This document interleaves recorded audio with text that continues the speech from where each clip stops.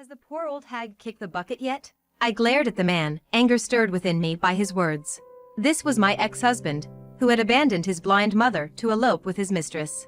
It was hard to believe he was the son of my kind mother-in-law, his words pushing my anger to boiling point. You must have had a hard time too, huh? Now you're free. Do whatever you want. Though there's a limit to what an old bag like you can do, I guess. His raucous and vulgar laughter rang out. Hiding my anger, I flashed a smile back at my ex-husband. Yeah, I've just inherited $3 million. So, I'm gonna enjoy my freedom from now on. The smirk vanished from the face of my ex-husband, who had just been belittling me. He probably couldn't even imagine that he would soon be begging me for forgiveness. My name is Grace. I'm 63 now. I got married young and moved in with my in-laws.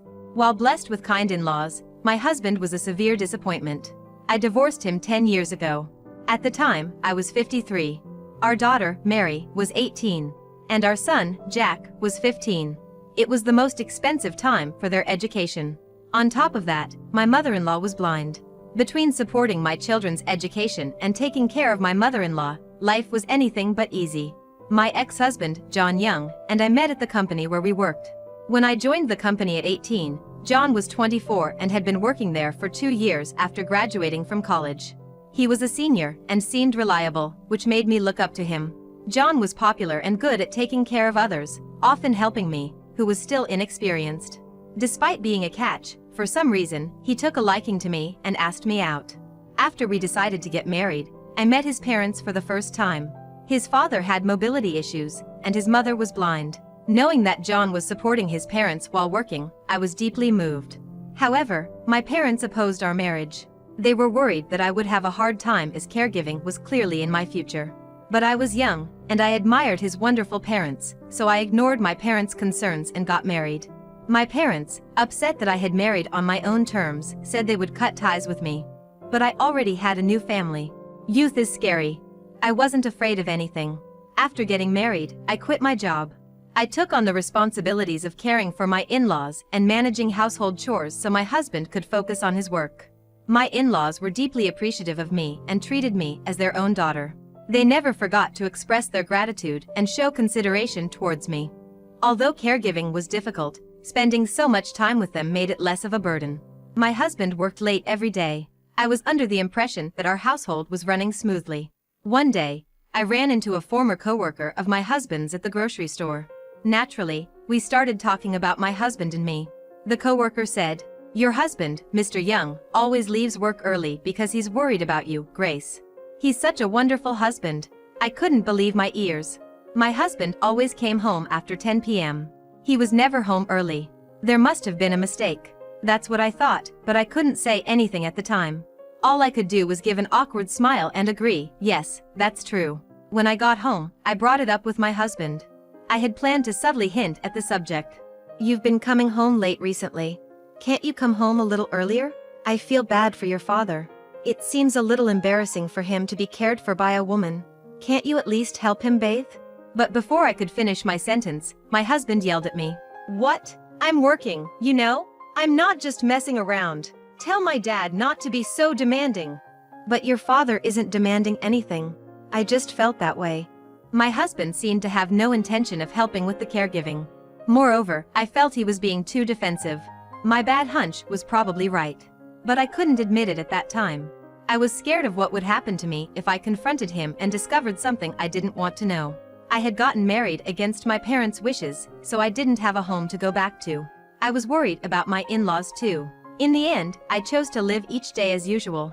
One day, I thought of buying an electric wheelchair for my father-in-law. Right now, he gets by with a cane and a manual wheelchair. But with an electric wheelchair, he could even go for a short stroll. If I put my blind mother-in-law in the wheelchair and push her, we could go for walks further afield. I discussed this with my husband. I never doubted that he would agree. But his response was lukewarm. "Huh? Do we need it?" My husband made a grimace at my suggestion. "I'm barely making ends meet with my income. Do we really need to spend money on that?" We were not well off, that's true. But if the wheelchair could bring even a little happiness to my in-laws, I wouldn't consider it a waste of money. So, could we perhaps borrow a bit from the bank and repay it later with my in-laws' pension? I mused. John seemingly partially agreed, warning, "Just don't put me in trouble." I couldn't relay his words verbatim to my in-laws. Yet, when I conveyed the message positively, indicating we could borrow from the bank, my father-in-law was elated. Together, we visited the bank, set up a loan, and purchased an electric wheelchair. My in-laws were utterly thrilled. However, not long after, my father-in-law passed away. I, along with my mother-in-law, were deeply saddened, but John grumbled, "He's just left us with the debt. That's why I said we didn't need to buy it." I was sure my mother-in-law overheard it. And I was filled with guilt. Now it was just me and my mother-in-law living together at home. My mother-in-law was blind, but there were things she could manage by herself at home. My caregiving duties were significantly reduced. Around that time, John suggested we should start thinking about having children. I was doubtful about John at first, but if he's saying that, maybe there was some misunderstanding before. Eventually, we had 2 children. Unfortunately, John didn't change even after the kids were born. He barely paid attention to the household matters. My days were filled with the endless cycle of chores and childcare. Despite it all, my mother-in-law's happiness was my saving grace. She couldn't see the grandchildren with her eyes, but the lively sounds of children had added more smiles to her face since the loss of her husband. We continued to live a happy life from then on. But as my colleague once told me, John was always late coming home from work. The words at my father-in-law's funeral were unforgettable. There was no sense of affection for my mother-in-law or the children, and recently even on his days off, he would go to work, with all the love drained from his face. As long as he was providing financially, it was fine. That was the thought I had started to harbor. Our marriage was failing, but our children grew up to be kind and honest. Change came to our family when our daughter turned 18 and was about to start college. "I'm off to work," John said one Saturday, a supposed day off. I had to stop him. "You promised to take my mother-in-law to the hospital today." It was a promise we had made a few days before. Today was the day for my mother-in-law's medical checkup. It was also the day when my daughter was moving into her dorm as she began college. Knowing these plans in advance, I had asked my husband to take my mother-in-law to the hospital. "What? Isn't that your job as a housewife?" He yelled at me. "Didn't I tell you that today is Mary's move-in day? I need to help her set up her new life and get everything ready before college starts." Apparently, my fiery response agitated my husband. I had never talked back or made such a fuss before. It seemed my outburst surprised him and he was quite upset. "I didn't hear about any of that. I married you because I thought you were not popular and would take care of my parents. Now you want me to take care of my mom? If you can't do it, let her go alone." I was dumbstruck by his words. What a terrible person he was. I had noticed that he was avoiding my mother-in-law. But it's too much to ask a blind woman to go out alone. What's more, his insulting words towards me were unbearable. Knowing the reason why my once popular husband married me, I was filled with regret. "That's enough." That's all I said to my husband. I had given up expecting anything from him. Seeing that I did not retort, he seemed satisfied and said, "Then, take good care of the old lady and the kids." After saying that, he never returned home again. In the end, I had my eldest daughter take care of her dorm move-in and purchase the necessities for her new life. Meanwhile, I accompanied my mother-in-law to her health checkup, and somehow we made it through the day. Everyone noticed that he didn't return, but nobody said anything. A few days later, a letter arrived at our house. It was from my husband. There was no address, just his name. The letter contained a divorce notice and a simple message that he was going to live with his lover. It also stated that he wanted nothing to do with the debt left by the old folks, and we could live our lives as we please. I was exhausted. I felt that I would be happier severing ties with him. Before filing the divorce papers, I informed my children and my mother-in-law about the situation. My mother-in-law was the most shocked. "I'm sorry." She held my hand and kept repeating that phrase while crying. "I've been made happy by you, Grace, and my grandkids, Mary and Jack.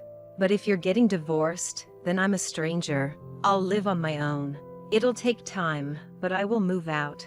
That's what my mother-in-law muttered. I replied strongly to her words. "You are no different from my real mother, and you are the only grandmother for my children. We don't need to worry about anything for our future life. We are still a family even after the divorce. Let's live together as we have been."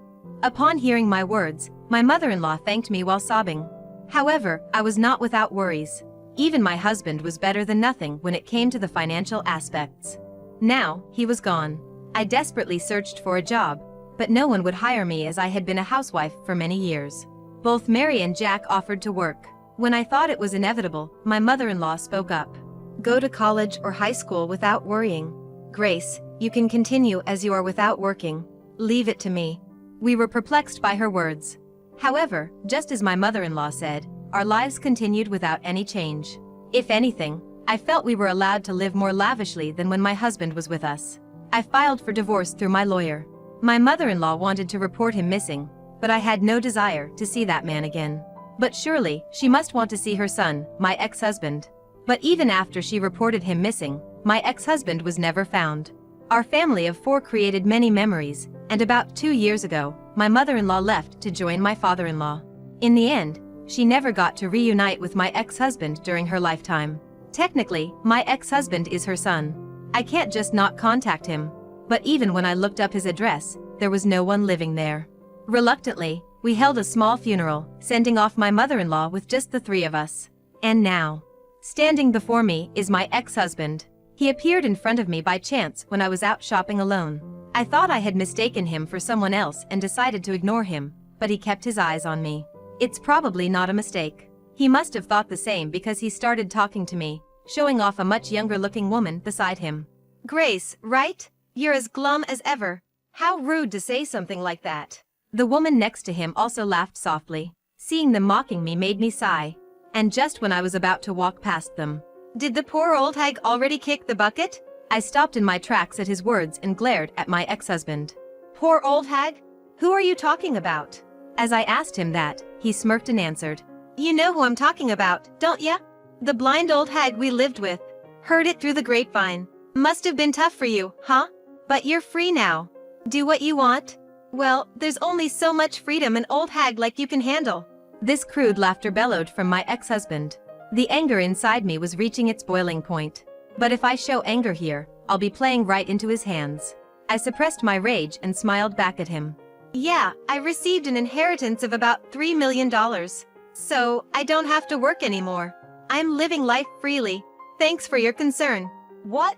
The smirk on the face of my ex-husband, who had been belittling me just moments ago, vanished. See ya. My ex-husband stood dumbfounded. As I was about to walk away, he hurriedly called out to me. Wait a minute. An inheritance of $3 million? What are you talking about? What am I talking about? I mean exactly what I said. Thanks for disappearing. Because of that, I was able to inherit smoothly without you in the picture. Upon hearing my words, my ex-husband turned pale. I thought it served him right. I had no intention of telling him anything, but I guess he should know. He should know how foolish he is. You're kidding me. I'm her son, right? I didn't hear about any inheritance. I should have a right to get a share, too. Upon hearing his words, I couldn't help but smirk. Well, yes, but you were gone. Did you know that after 7 years of disappearance, you are considered legally dead? What? So, your mother-in-law's inheritance was willed to me, your eldest son and eldest daughter. You have no role in this anymore. My ex-husband looked dumbfounded. I almost burst out laughing.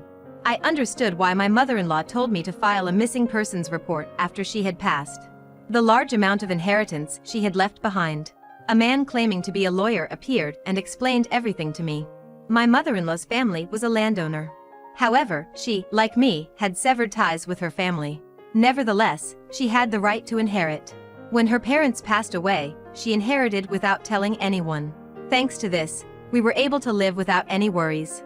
I once asked my mother-in-law, Mrs. Young, how are you managing your money? If it's a pension or something like that, please use it however you like. My mother-in-law responded, I'm using it as I please. To live a happy life with my family. I knew it wasn't a pension by the way she spent money. However, it was definitely her money. Although we were in need, we decided to gratefully accept her offer. The inheritance she received was far more than she could ever use in her lifetime. The problem was the existence of my husband. If things remained the same, if something were to happen to her, my husband would inherit everything. But she did not want to hand it over to her son. During her consultation with a lawyer, my husband disappeared. She thought he had finally cut ties with us. She was sad to part from us, but she thought she would just move into a nursing home with assisted living and use up almost all of her inheritance so that she would not leave any troubles behind. However, my eldest son, eldest daughter, and I all told her that we saw her as a family member and wanted to continue living as we had been. There was no happier moment for my mother-in-law than this. Wanting to pass on her inheritance to us, she followed her attorney's advice and filed a missing person report for my husband. Following the law, my husband left home, and after 7 years, legally he was treated as if he had passed away. 1 year later, when my mother-in-law passed away, her inheritance was passed on through lineage to her oldest son and daughter, in place of my husband. I had no rights to inheritance, but my mother-in-law left a will to include me as well. Thus, we were able to receive her loving legacy. Because you left, all of Jack's and Mary's tuition and living expenses were covered by your mom. We were able to live happily because of that. Thank you for leaving. Upon hearing my words, my ex-husband was left with his mouth agape in shock. Serves him right. My ex-husband then contacted me saying that he should have a share in the inheritance. After all these years of silence, I can't believe how awful he is. There's no inheritance for someone who's legally dead. I've said this to him many times, but he's not convinced and insists on discussing it further. I consulted an attorney. For my ex-husband to inherit anything, there would have to be various procedures, such as retracting the missing person report. In cases like these, it is often the grandchildren who inherit the estate. We had no intention of giving my ex-husband a single penny. I told my ex-husband exactly what the attorney told me. If he wanted to inherit, he would also have to pay inheritance tax. When I told him to handle all these procedures, he fell silent. Our children were also present, and we had a discussion. I can't take off work. I can't handle these procedures. Besides, I don't need to pay inheritance tax. You guys should just pay my share. I've taken care of you guys, you should at least do this much for me. I was disgusted by my defiant ex-husband. Apparently, he's working a day-to-day job now, and he can't afford to take a day off. The company he was working at when we were married had fired him due to his chronic absences. When I asked why he left his job and why he was in such financial trouble, it turns out he had a debt to a previous lover. He had been working day-to-day jobs and moving around a lot to pay it back. Understand me. Even when he said this, I couldn't understand him at all. So, it didn't work out with that woman, right? Then who was that woman you were with the other day? When I asked this, my ex-husband arrogantly said, "She's the one I've been looking for." My oldest son was trying hard not to laugh.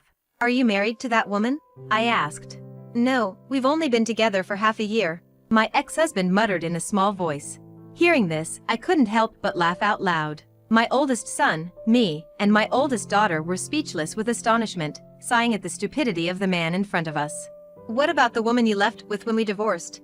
She said she couldn't make me happy and left." He said this nonchalantly, but does he realize that he was dumped? I guess he's been living his life-changing women one after the other like that. "You're an old man, stop acting like you're still young," I advised my pitiful ex-husband. "She's my destined woman." When he said this, I realized that anything I said to him would be pointless. Thanks to the reunion with my ex-husband, I found out where he lives. Apparently, he's living in an apartment in the next town over, which is under his girlfriend's name. My oldest son bought the entire building and became the landlord. "It's the money Grandma gave us. It would be a waste to just leave it there. I thought it would be better to have real estate." My oldest son said this. I thought he wanted to help his father, but that was not the case. On the contrary, if the rent is even a day late, he goes to demand it. The previous landlord was patient, but my son is not like that. "You've put your mother through enough trouble. You selfishly chose this life, so you should suffer even more than she did." It must have been my eldest son's own way of punishing his father. My ex-husband, who had never been much of a father figure. The kids must have had their own thoughts about it. Maybe that's why he couldn't bear this life anymore. My ex-husband came to our home, begging for forgiveness. "I'm really sorry. I pushed my responsibilities as a parent and a spouse onto you, Grace. I was in the wrong." I couldn't help but sigh at the sight. My ex-husband was desperate. "But I also have a life to live. Can't you get Jack to cut me some slack on the rent?" He must be really struggling to have to ask this with teary eyes. "I don't know. If you had been a decent father to the kids, you wouldn't be in this situation. A failed son, a failed husband, a failed father, what's left in your life now? What was your life all about? You really need to think about that." My words left my ex-husband silent, and he left without a word. His figure looked so small as he walked away. In the end, my ex-husband was kicked out of his apartment due to rent arrears. His new place seems to be an apartment with a 50-year-old building where drafts come in. He seems to be still living day by day, taking on whatever jobs he can find. On the day we reunited, he apparently broke up with the woman he was with when he moved out of the apartment. It seems he had been supporting her living expenses. Since he was essentially evicted for failing to pay rent, I guess it couldn't be helped. Rather, I think he should be thankful that his mistress stayed with him for as long as she did. She was still young and, like me back then, probably hadn't seen through the man my ex-husband is. We are living happily now, thanks to my mother-in-law. As my eldest son said, we invested in real estate and stocks, so we can earn passive income, and we have plenty of time for leisure, like traveling every month. And my eldest daughter, Mary, is getting married. Her fiancé is very kind and treats her well. Our family and happiness are going to increase. I'm relishing the happiness of today, which is possible because we overcame our difficult past.